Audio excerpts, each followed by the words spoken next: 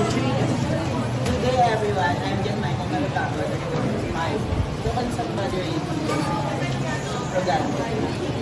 Jeepney driver in Manila starts his day with a pair of 20 pesos a week per trip. For each succeeding trip, he earns 5 pesos more than the previous trip. How much will he earn in total after he spent busy?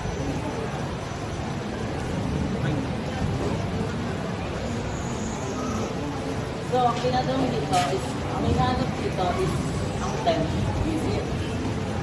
So, ang formula na ginamit ko is S of n because n over 2 to a sub 1 plus parenthesis n minus 1 times 3. So, nakuha ko ng tatlo. Ang a sub 1 ang una dahil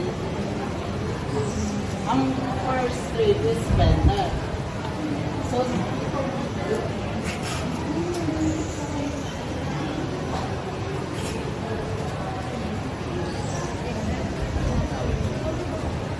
ang D, nakuha ko ang D dahil sabi dito, 5 pesos for each succeeding trade.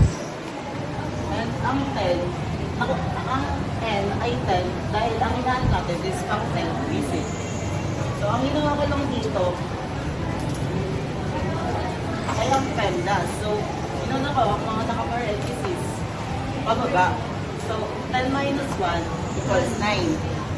9 times 5 is 45. Then, 2 times 20,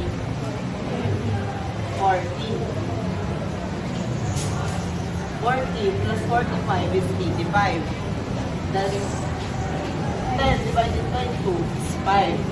So 5 times 85 is kakalit is 425. So ang 10th visit niya is 425. Thank you.